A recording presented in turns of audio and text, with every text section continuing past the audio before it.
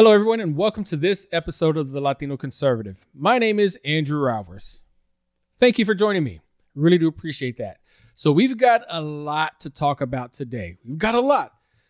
It's packed. It's going to be packed here. So before we get into all that, let me get into a word about our affiliate. See, for the longest time, I've had issues with credit. I'm not going to say my credit's perfect right now because it's not, but my credit is definitely better. And the way I got there was actually using Chime. See, Chime has this program that they have. It gives a secure credit card that gets reloaded with your direct deposit. Now, you don't have to put your whole check there. I put a good 75% of my check because whatever my limit is, that is going to be what my direct deposit is. So the more I have, the more my spending limit is. And then my direct deposit reloads it each and every paycheck cycle. So my credit goes up. I'll put a link to that in the description of this video. So again, guys, thank you for joining me. My name is Andrew Alvarez. I'm the Latino Conservative. Looks a little different, right? I don't have the tie. I'm not campaigning right now. So I'm good. I'm good. Anyway, so first on the agenda. Yeah, this is a heated one. The SCOTUS had a document leak. What's the SCOTUS? The Supreme Court of the United States had a document leaked that basically said and showed that the Roe v. Wade, quote unquote, bedrock law that has been in the United States for years is about to be overturned. And it's happening. It was confirmed. The justices of the Supreme Court confirmed that. Chief Justice John Roberts actually called that leak an egregious breach of trust. President Joe Biden already went on the rampage, and he is urging Congress to codify abortion. Why? I mean, it's not something that has to be done federally. It doesn't. If your state wants to do that, great, by all means. That's all the justices are doing. They are saying that abortion is going to be left up to the states, not the federal government. You see, the federal government already is funding it. People say they're not funding it, but they are. See, the Hyde Amendment has been done away with for a while now. People found a way around that. But you can still get an abortion. There's still going to be states out there that do allow abortions. California, for example, Gavin Newsom wants to practically pay people to go on vacation to have an abortion. He's paying for your trips. He wants to pay for your hotels. He wants to pay you for time off that you lost of work to have an abortion. So it's not making it against the law.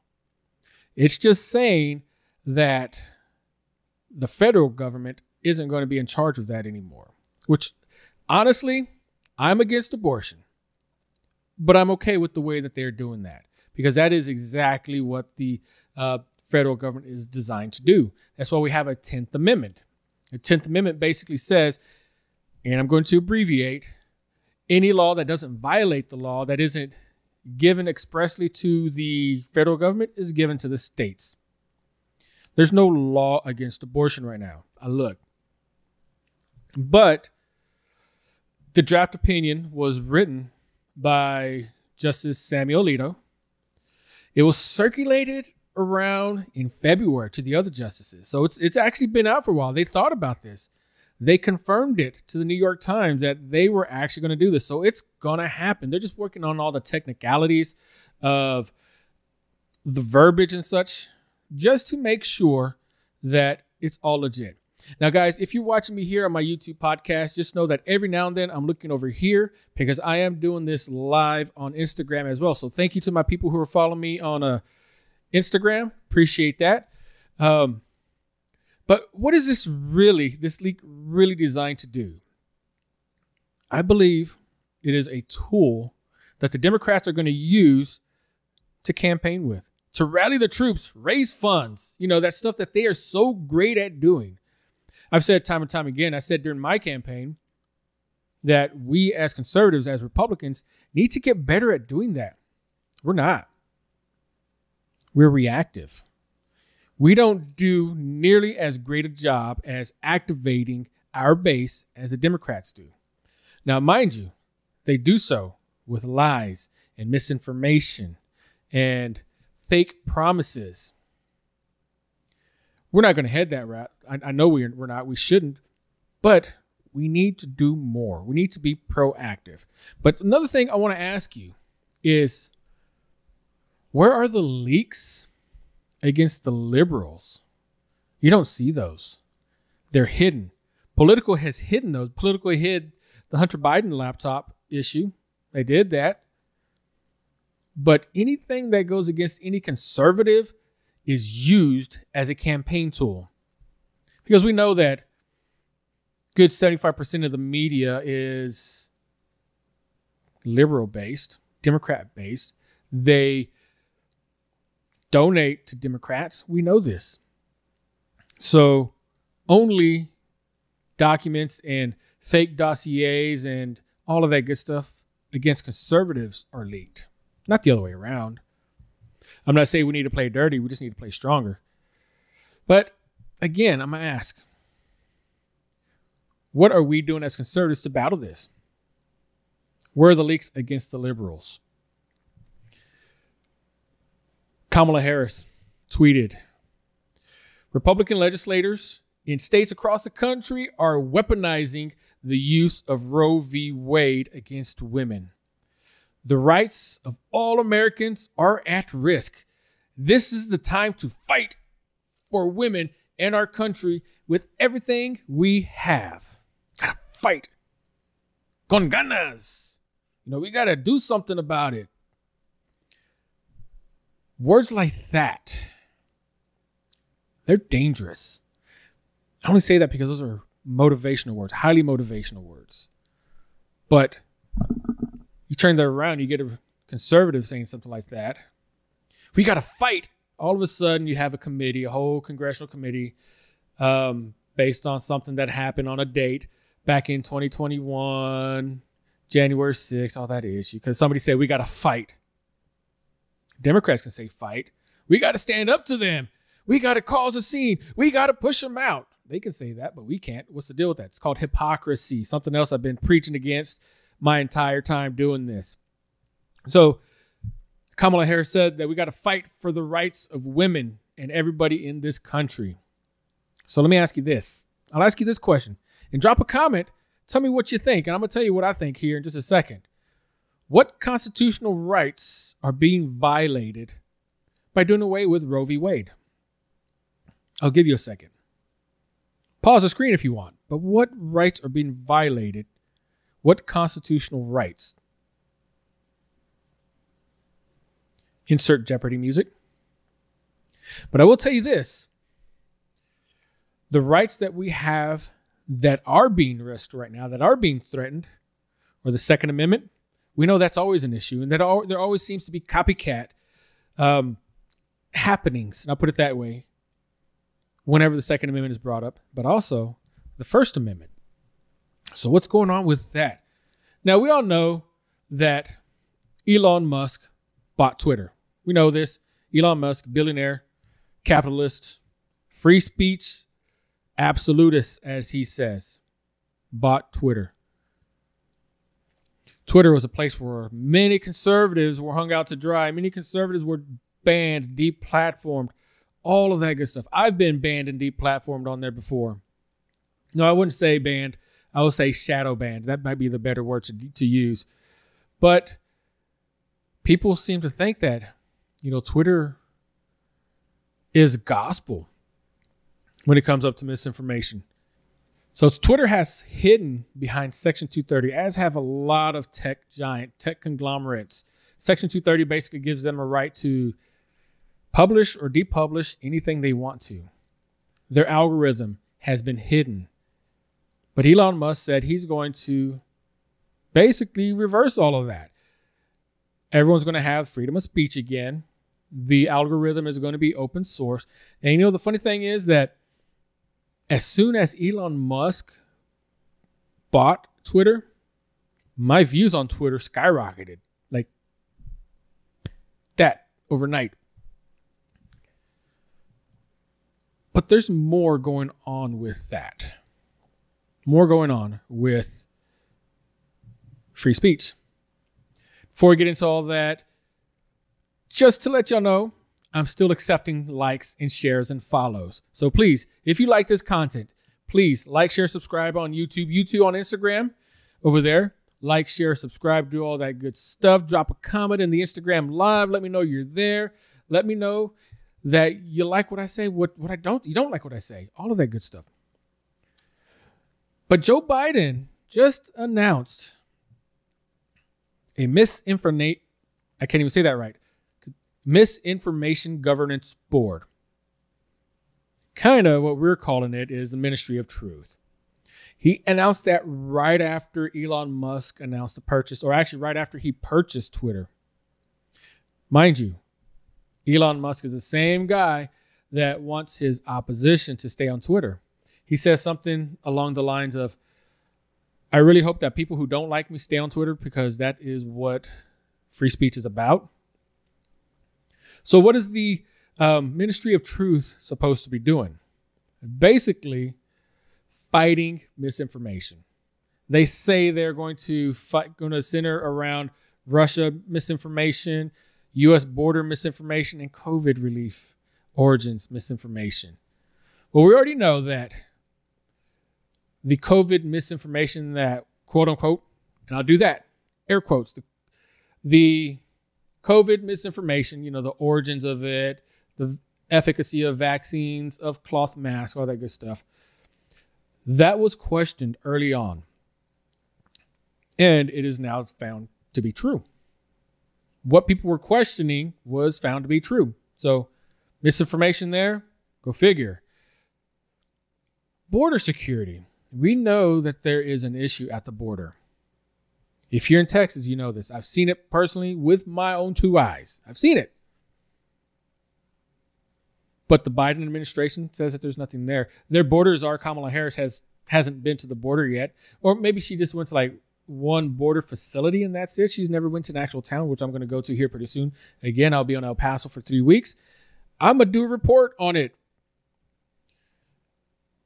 It is the Ministry of Truth is going to be part of the Department of Homeland Security. This same Department of Homeland Security is the same department that was designed to fight terrorists and terrorist organization. It was created after 9/11 happened and because of 9/11. So they are saying that this misinformation is an act of terrorism. Russia disinformation, an act of terrorism. Mind you, they claimed that, in fact, it is head up by Nina Jankowski, who was the first to claim that the Hunter Biden laptop issue was Russia disinformation and it was a tool for the Trump campaign. But her quote unquote disinformation was actually disinformation. We now know that that laptop is true, that there's actual stuff on there, the big guys on there. What other countries have ministries of truth? China.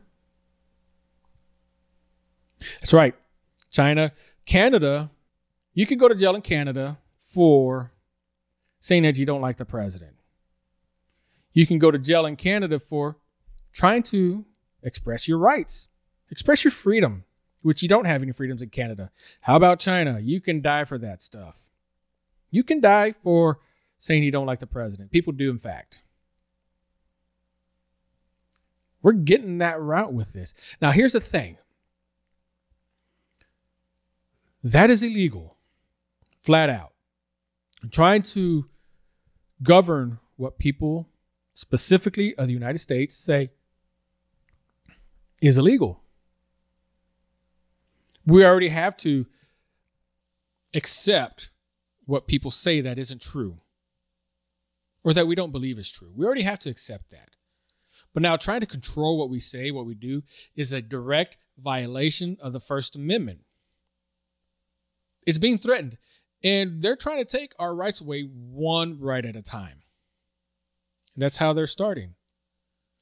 By creating a board that's going to censor whatever they feel like it. Heck, I can go in and say the sky is blue, then somebody can say, well, no, the sky isn't really blue. It's clear. It's just reflecting the light from the sun, but the particles of the water, blah, blah, blah, blah. And that can be banned for misinformation by that logic. So where does it stop? But here's the thing. That's illegal, right? It's against the Constitution. It won't stand up in the Supreme Court. I think that would pretty much get a unanimous vote of it being unconstitutional. So, is that a high crime or misdemeanor? See where I'm getting? And again, ironically, this happens right before the general elections. The left is going to use this as a fundraising tool. Next on the agenda, the Ukraine. Boy, what's going on with the Ukraine? Well, here's the thing. Nancy Pelosi and Chuck Schumer just went there. How much money was spent to get them there? Now, mind you, they don't have any, they're not open right now. I don't think they are. I think agenda-wise for Congress, I think they are doing like campaign stuff right now. Because they do need to do that every now and then. They have a week off or so they can do some district work. Okay, I get that. Makes sense. 100% totally understand that. But these people, Nancy Pelosi and Chuck Schumer, they went to go visit the Ukraine. First of all, are they the ambassadors there? Why didn't the president go? Do we not trust the president to be able to go over there? I don't think he'd be able to make the trip. I don't think that he would be able to speak clearly. You know, this is the guy that says the one word that describes America is blah, blah, blah, blah, blah. Why those two? They're not ambassadors. They've got work to do over here. Could it be that Biden is seeking to send another $33 billion in money and supplies to the Ukraine? $33 billion. So totally, you know, that's after a 800 million. You know, I'm looking up here. Sorry, because I'm trying to remember the exact figures. But the exact figure comes out to 35.1 billion or $35.1 billion that we spent so far in the Ukraine. So far. February, March, April. 3 months. Not even a full February. I think it was February 22nd when Russia invaded them. I may be lying. Somebody check me on that. Drop a comment. Let me know if I got that right. But in 3 months, $35.1 billion to basically protect the border of Ukraine. Ukraine being a sovereign country. In addition to Nancy Pelosi and Chuck Schumer pledging the U.S. support. Essentially, saying that we're going to go to bat for you. We're willing to go to war for you against the country that has the most nuclear weapons in the entire world, against Russia. We're going to go to war for you. You've got our support. Meanwhile, our U.S. border was only allotted $400 million in the budget. I found that on the comptroller for the Department of the military site. It was one of the .gov sites. I found it in there. I did a Google search, and you can find all of these in Google, by the way. Everything that I talked about, I Googled it, found multiple sources with the same information. Just so you know, it's not just opinion. The figures aren't opinions. In fact, what I'm thinking isn't really opinion. What also is included in that budget for our military spending, $400 million to protect our borders, $2.8 billion for climate change, $1.3 billion to fight the coronavirus. So evidently, climate change, that's also being fought by Elon Musk, he's the guy that builds electric cars and that has a plan to basically power the entire United States with just a corner of Utah where there's not much there at all, using desert space. You ever been to Utah? I have. I think there's Salt Lake City, and then that's it. But $2.8 billion to fight climate change. I guess that terroristic threat is worse and more important than protecting our own borders. Not to mention $1.3 billion to fight a bug that is no longer considered a pandemic, according to Dr. Anthony Fauci, who is the nation's top leading health official. The guy that fought Donald Trump all the way through the COVID issue. So, total of $35.1 billion. And who's paying for that? Who's paying for that? You are. That's right. That person right there and this person right here, we're paying for it. How are we paying for it? Taxes. You get your tax appraisals lately? Which is one reason why I rent where I live. Grant Cardone said that, by the way. Inflation skyrocketed. They've printed out so much fake money that it's not worth anything anymore. People are starting to move away from that. People are starting to store gold and silver and other metals because the dollar is worthless now. And also we can go support a country that, guess what? The president's son was on a board for oil in an industry he had no experience, making millions of dollars and giving money to the big guy. Hey guys, my name is Andrew Alvarez. Thank y'all for joining me. www.LatinoConservative.com. Don't forget to drop a like, share, comment, subscribe to this channel. Let me know what you think. Thank you.